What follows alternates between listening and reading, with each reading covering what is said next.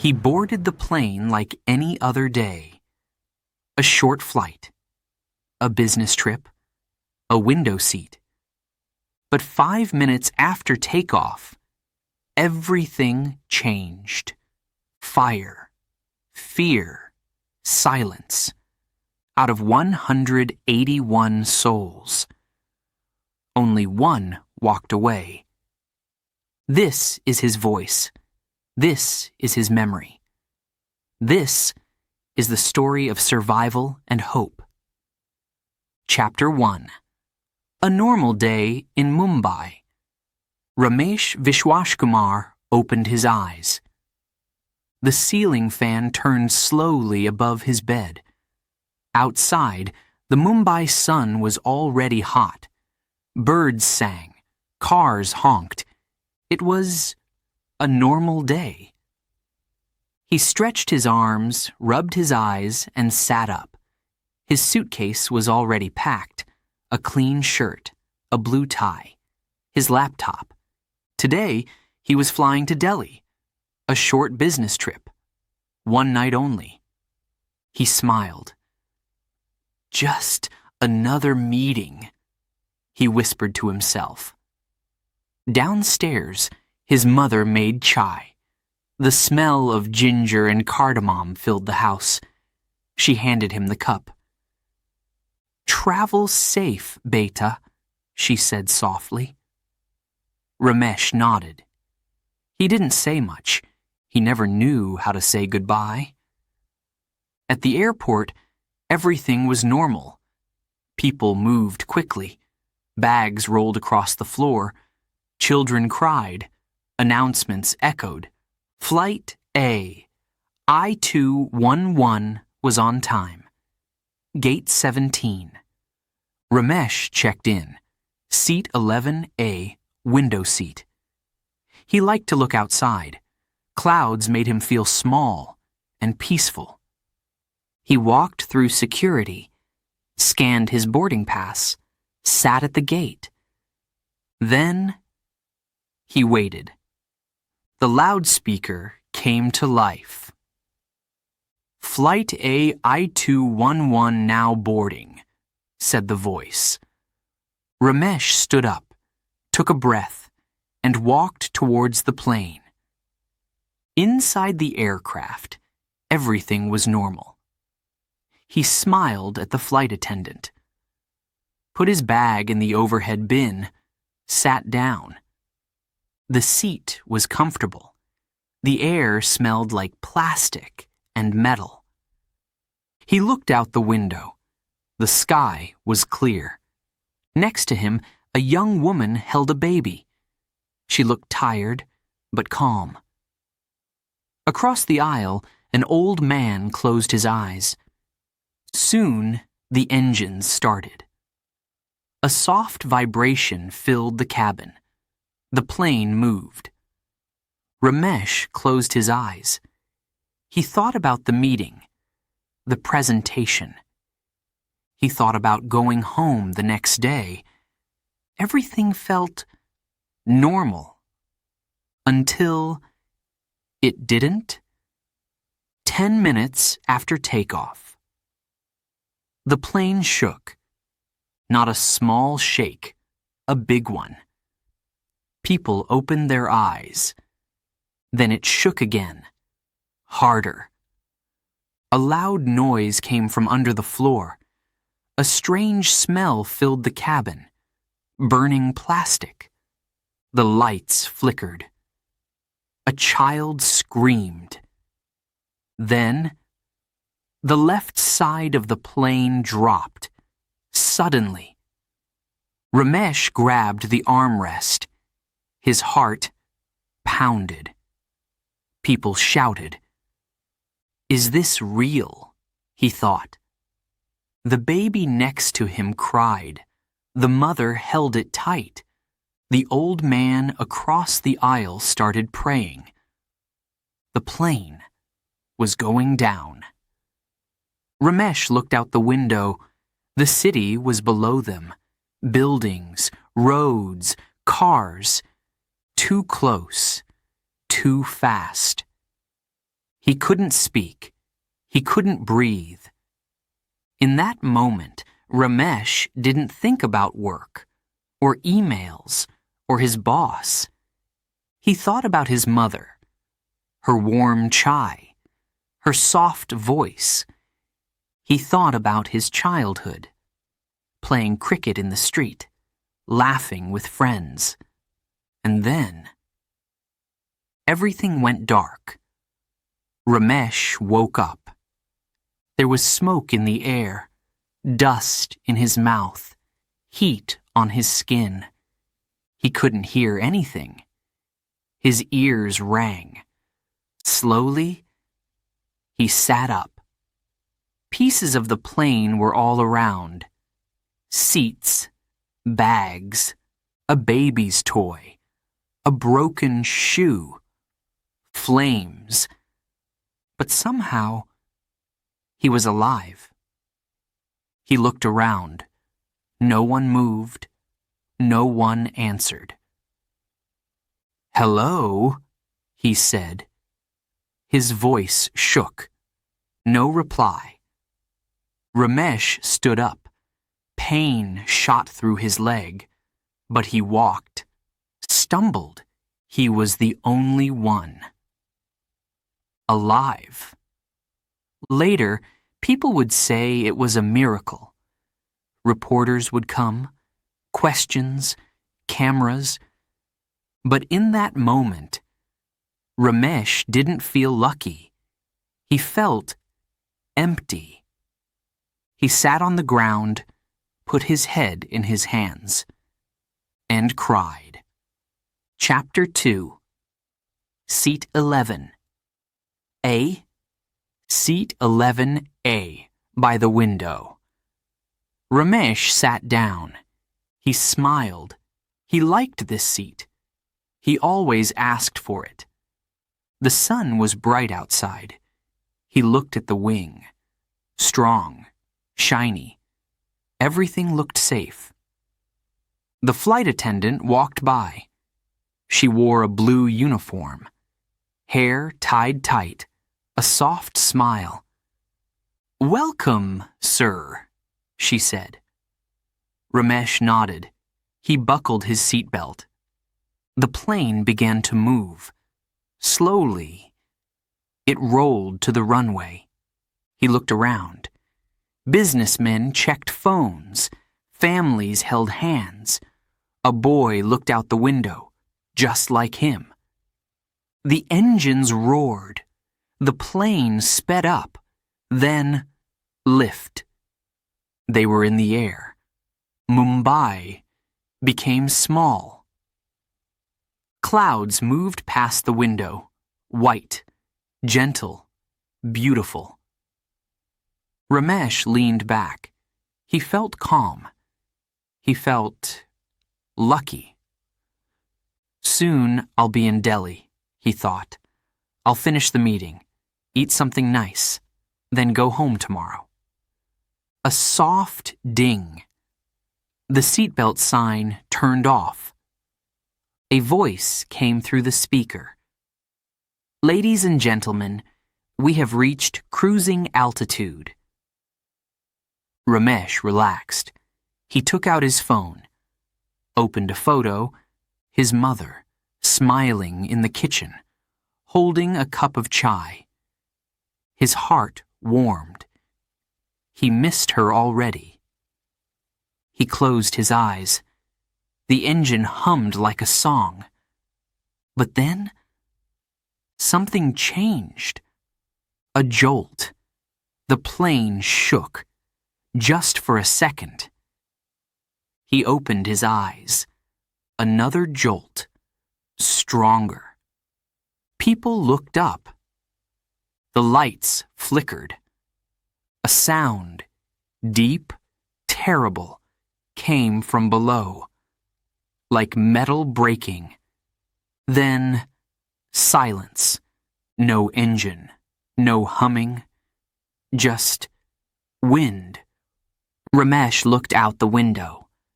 The wing was on fire. His breath stopped.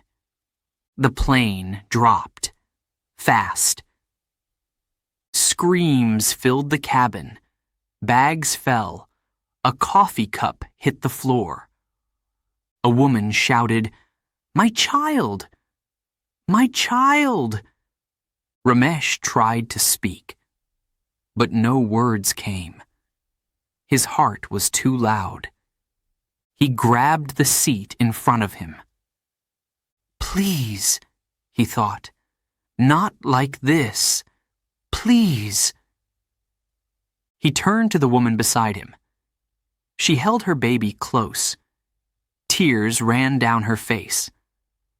Across the aisle, a man prayed. Eyes closed, hands shaking. The flight attendant crawled down the aisle. Her voice was shaking. "Brace position, head down." Ramesh moved, head down, hands on his head. His body trembled. His mind went far. He saw his mother's face again. He smelled chai. He heard his name. "Ramesh!" Then, a crash, like the world breaking in two. Everything flew. Light, sound, pain, darkness, silence. Then, a soft breath, his breath. He was alive. He opened his eyes. Smoke, fire, metal, everywhere. He was still in seat 11A, but the rest of the plane was gone. Only pieces, only fire, only silence. He unbuckled. Slowly. He stood. His leg hurt. His arm was bleeding. But he stood. He looked around. No voices, no movement, just the wind. Ramesh took a step, then another. He called out, "Hello? Anyone?" No answer. He walked through broken seats, through smoke, through memories, a shoe, a child's toy, a phone, still playing music. He stopped. He fell to his knees. Tears fell. He was alive, but alone. Seat 11. A. It saved him. Or maybe it was fate. No one knows why he lived. But he did. And now, he must carry every voice. That never got to speak again. What would you do if the world ended and you were the only one left to tell the story? Chapter 3. 5 minutes of air.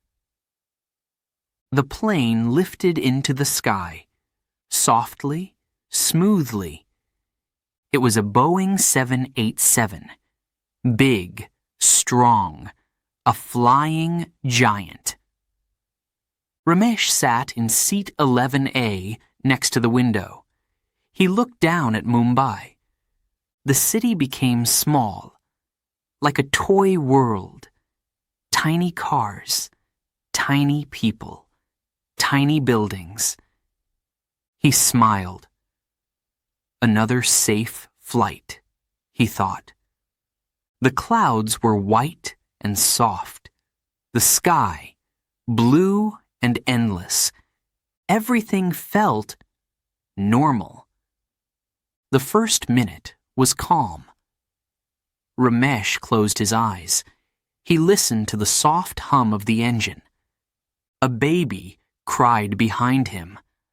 A man coughed in the row ahead. He opened his eyes, looked at the seatbelt sign, still on. He waited. The second minute came.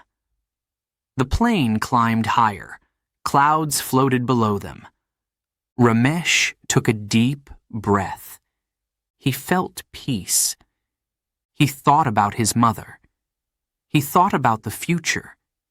He felt safe. Minute 3. A sound. Strange. Like a knock, deep inside the plane. Ramesh looked around. No one else moved. He waited. Maybe it was nothing. But then, the knock came again, louder. A vibration moved under his feet. He sat up straight. Something wasn't right. Minute 4. The lights above flickered. Once. Then again. A woman looked up. A baby stopped crying. Silence. Then, a loud bang. The plane jumped, like it hit something. Passengers gasped. The air changed, dry, hot, heavy. The lights flickered again. The vibration grew. People looked at each other, eyes wide. "What's happening?" someone whispered. Minute 5. Everything broke loose. The left side of the plane dropped, fast, sharp. People screamed. Trays flew into the air. A drink spilled on Ramesh's shirt. Bags fell. The baby screamed again, louder than ever. "Brace! Brace!" a flight attendant shouted. Her face was pale. Ramesh held the seat in front of him. His hands shook. His mouth was dry. The plane kept shaking, like the sky was angry. He looked out the window. Smoke. Coming from the engine. Black. Thick. Fast. "No, no, no," he whispered. The plane dropped again. Harder. A man hit the ceiling, came down hard. Another woman fainted. A boy cried, "Mom! What's happening?" No answer, only chaos, only fear.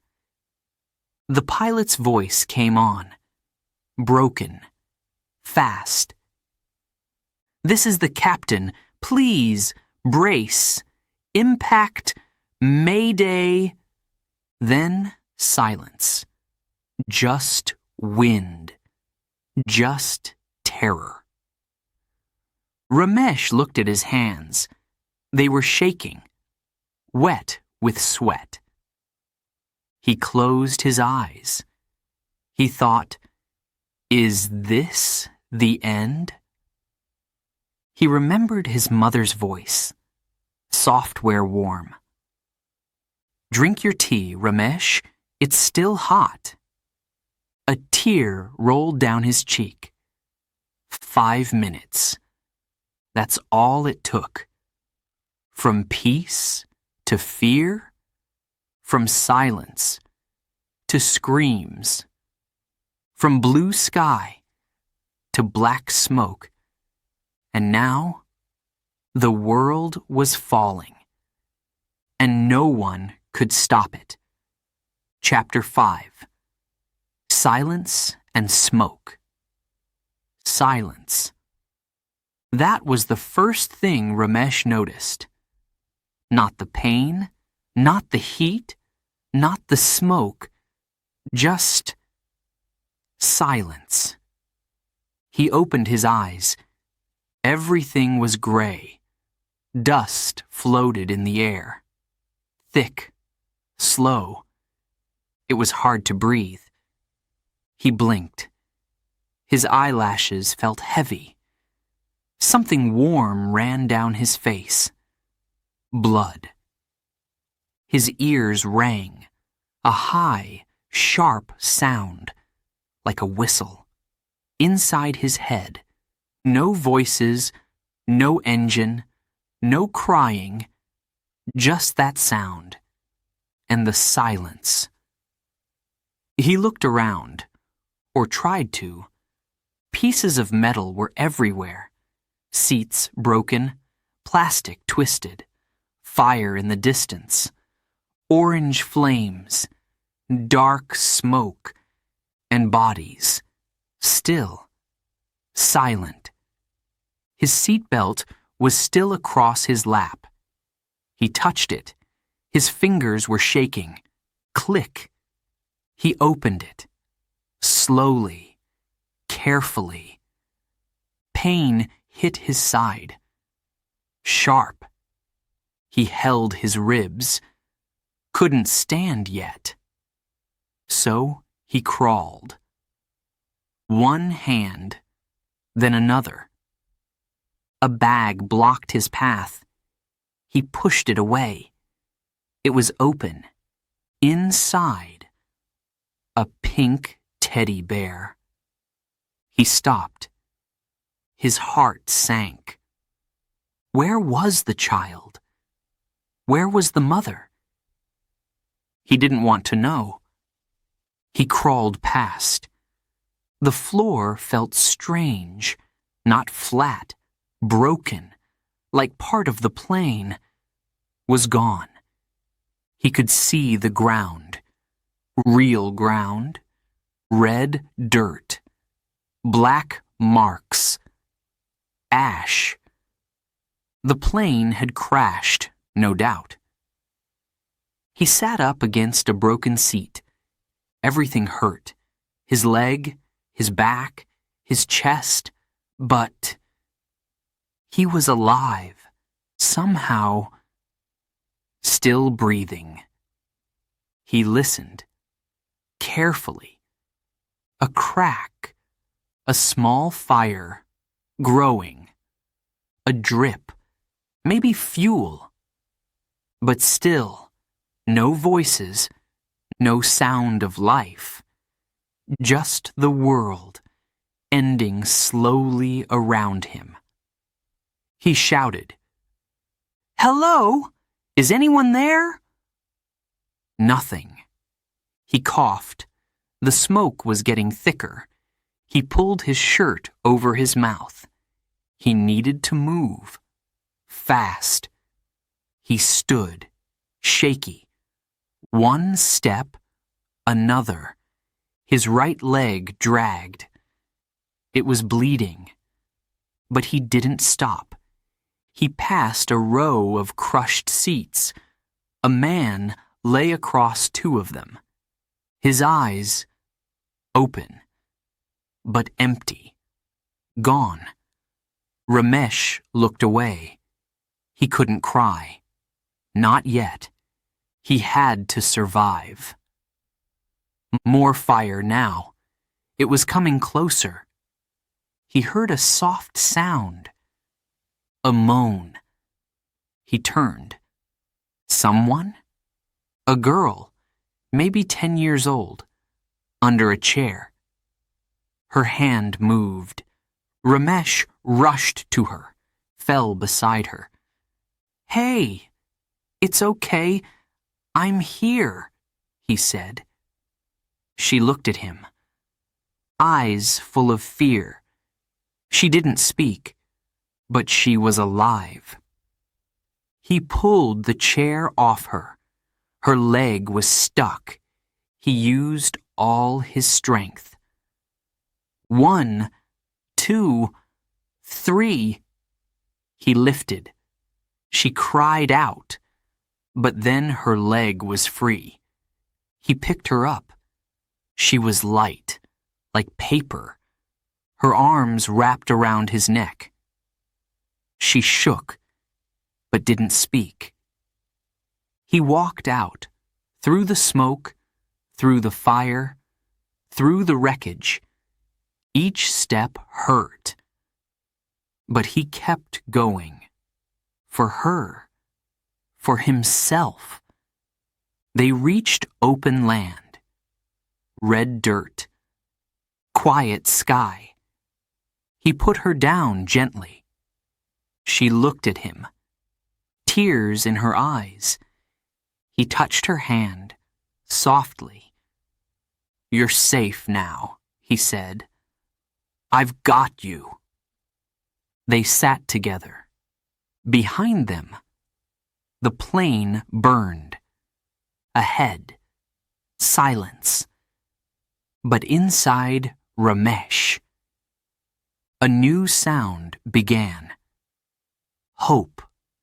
When the world breaks, can you still carry someone else and your own pain at the same time?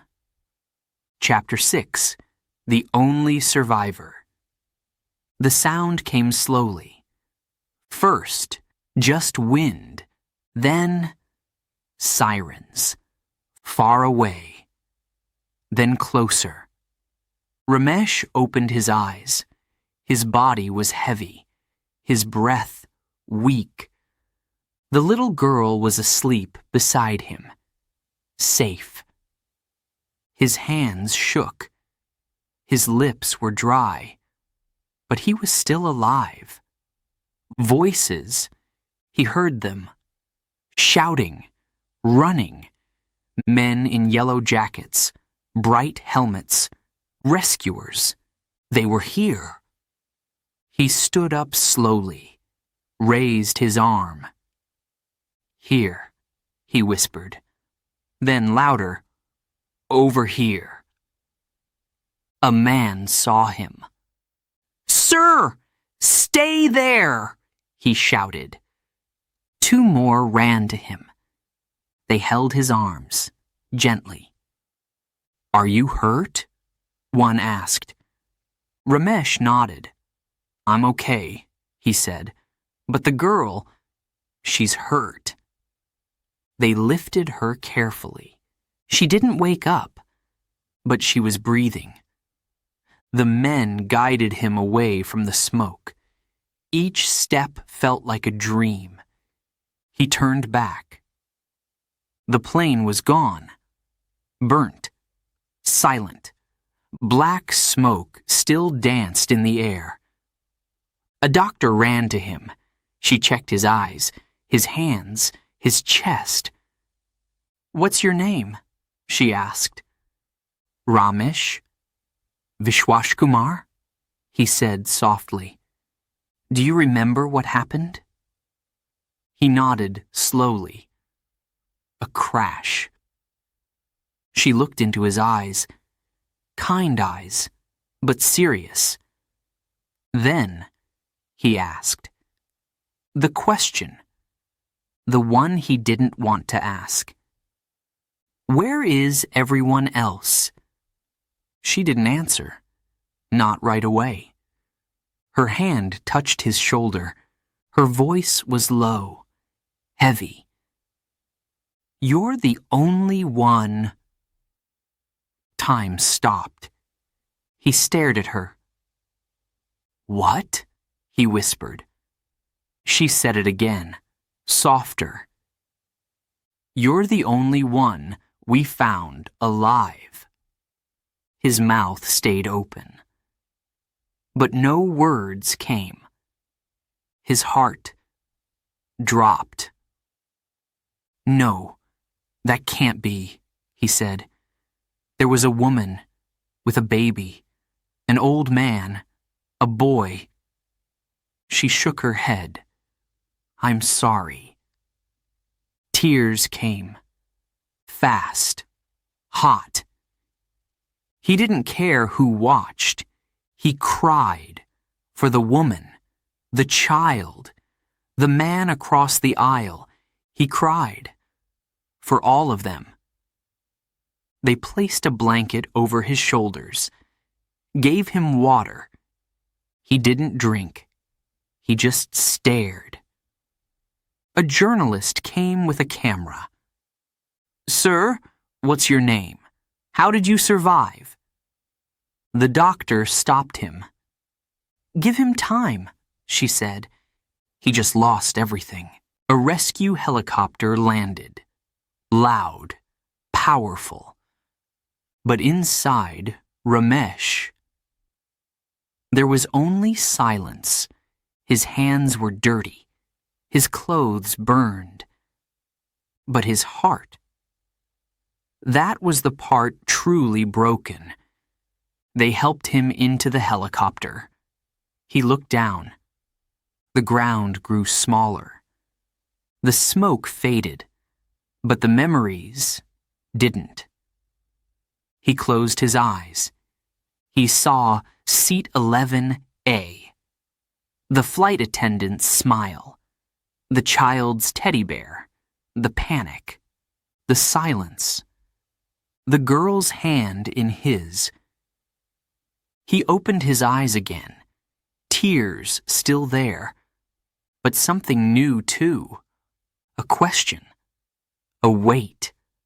Why him? Why was he the only one to survive? If life gives you a second chance, what will you do with it? Chapter 7. The Nation Weeps. It started with a message. One phone buzzed, then another, and another. A text, a headline, a breaking news alert. Flight AI-211 has crashed outside Mumbai. In homes across India, silence. Then shock. Then tears. In a small house in Gujarat, a woman dropped her tea. The glass hit the floor, shattered. She turned to the TV. Her son was on that flight. Her hands shook. She couldn't speak. Her husband called the airline. No answer. Just music. He tried again. And again. Nothing.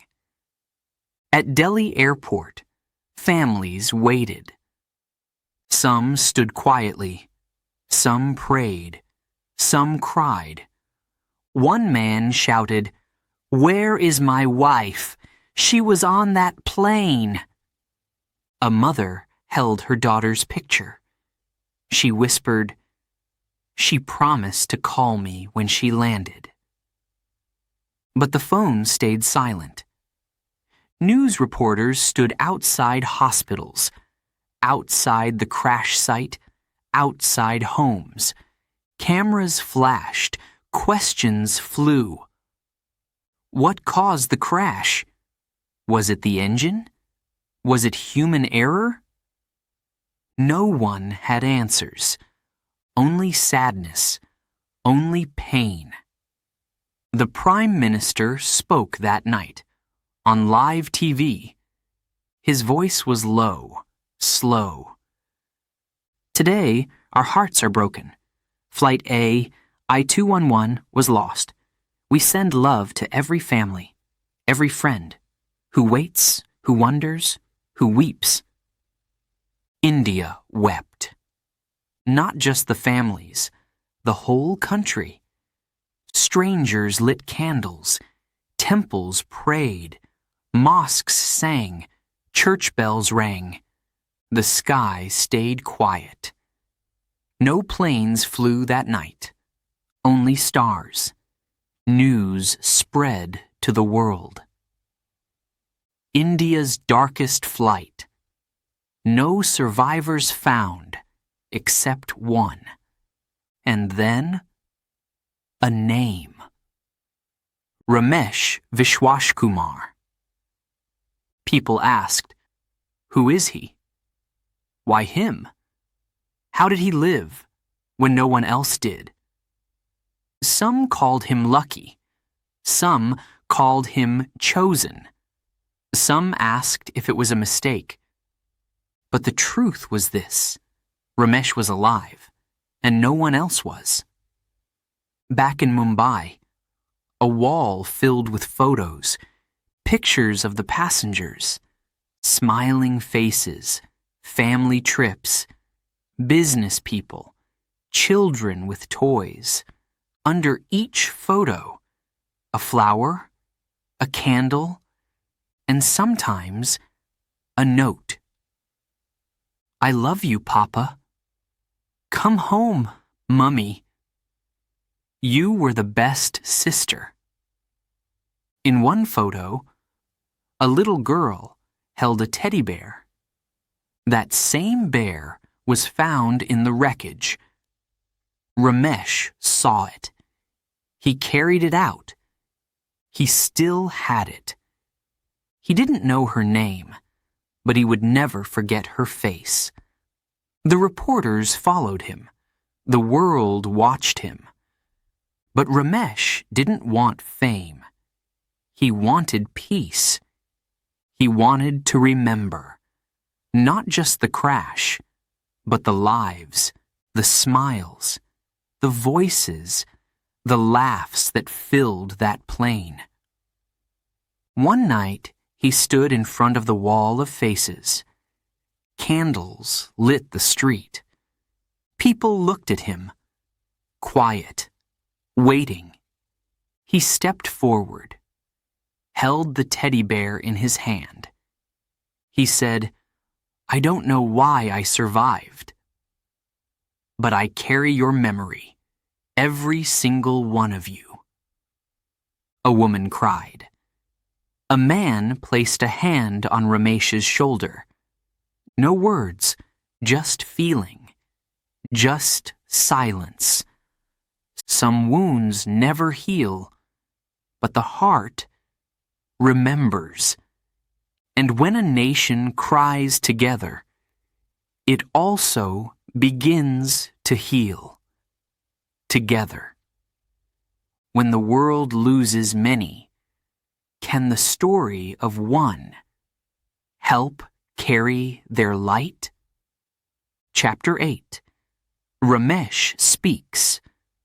The room was quiet. Too quiet. White walls, white bed, beeping machines. Ramesh lay still. His body hurt everywhere. His leg was in a cast, his arm wrapped in bandages, but the pain inside was worse. A nurse entered. She smiled. Ramesh, are you ready? He nodded, slowly. His voice had not spoken for days. Too many thoughts, too many memories. But now, he was ready. The press waited outside. Cameras, lights, microphones, but inside the hospital, it was just Ramesh, a small group of doctors, a few reporters, and one camera. Live, broadcast to the nation. He sat up straight, took a breath, long, deep. The nurse touched his shoulder. You can begin when you're ready. He looked into the camera. His eyes, tired but strong. And then he spoke. My name is Ramesh Vishwashkumar. I was on flight AI-211. I was in seat 11A. He stopped. The room was silent. He looked down, then back at the camera. I remember the sun through the window. I remember the sound of the engines. I remember feeling safe. And then I remember the shake. His voice broke, but he continued. I remember the fire, the screams, the silence that came after. I remember waking up with dust in my mouth and blood on my face. His eyes filled with tears, but he didn't stop. I remember a pink teddy bear. It was lying on the floor, and I thought, where is the child? A deep breath. I found a girl. She was hurt. I carried her out. He looked straight into the lens. I don't know her name, but she held my hand, and I promised her we would live. He paused again, wiped a tear from his cheek. They told me I was the only survivor, but I don't feel lucky. I feel chosen. Not better, not stronger, just here. And I carry them all inside me now. He reached into a bag, pulled out something small, the teddy bear. He held it up. This was on that plane. This is their story, their memory. A reporter spoke, softly. What do you want to say to the families? Ramesh looked down, then up again. I can't bring them back. I can't explain why. But I can tell you this. They were not alone, and they are not forgotten. Another question. How did you survive? Ramesh shook his head. I don't know. Maybe a seatbelt. Maybe a miracle. Maybe it's so I could speak when others can't. He looked at the nurse, then at the camera again. I speak for them, for the mother with the baby, for the old man praying, for the little boy looking out the window. I remember them, and I will never forget. A deep silence filled the room. Then, gentle applause. Not loud, not forced, just real, human software. The nurse walked to him. She wiped his forehead. You were brave today, she said. Ramesh looked at her. His voice was quiet now.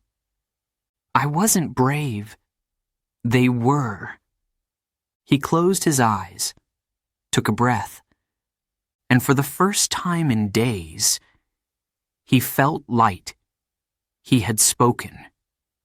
When pain becomes too heavy to carry, maybe sharing it is the first step to healing. Chapter 9. A life changed forever. The hospital room was quiet, but Ramesh was not asleep. He sat by the window. A soft breeze touched his face. Outside, the world looked normal. Cars moved, birds flew, children laughed in the street. But inside, Ramesh, nothing felt normal. He touched the scar on his arm, still healing. His leg was better now, but his heart was not. It had been 2 weeks since the crash, 14 days, each one heavy. He saw the faces in his dreams, the woman beside him, the baby in her arms, the old man across the aisle, the child with the teddy bear. They came back to him. Every night. He turned on the news. Still stories. Still questions. Who is Ramesh Vishwashkumar? The only survivor. The man who walked out alone. He hated that name. The only one. Because he didn't feel like a hero. He felt lost. A doctor entered the room. Kind smile. Gentle voice. How are you today, Ramesh? He looked at her. I'm alive, he said. Is that the right answer? She didn't reply. She just sat beside him, waited. And then he spoke. I was just going to a meeting. I packed my bag, drank my tea, kissed my mother goodbye. He paused. I didn't know it would be the last time. The doctor nodded. She listened. I keep asking, he said. Why me? Why did I survive when 180 others didn't? His voice broke. Was it luck or a curse? She reached out, took his hand. There is no answer, she whispered. But maybe you were meant to remember. Ramesh looked down. Remember? He said. I do. Every minute, every scream, every silence. Later that day, he stood in front of a mirror. His hair was thinner now, his eyes tired. He didn't look like the same man, because he wasn't. He walked slowly to the hospital garden. People stared. Some waved. Some took photos. But he didn't smile. He sat on a bench, watched the sky. It was blue, clear, just like the day of the flight.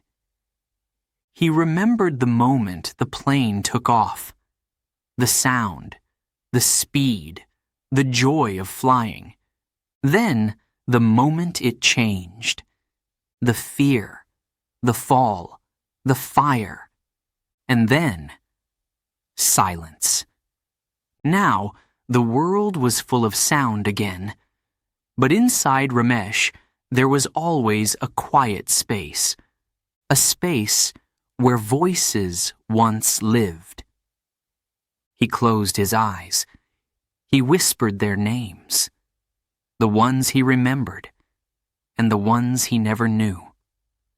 I carry you, he said softly. I carry you all. He looked at the sky, then down at his hands. He was still here, still breathing, still walking, but not the same, never the same. People called him brave, a miracle, a hero. But Ramesh only felt one thing: responsibility, to live with purpose, to speak with truth, to honor the 180 who could not. Sometimes he still asked, why me? But now, he asked another question too. What can I do with the life I still have? Because when everything changes in one moment, you must decide what you'll do with every moment that follows.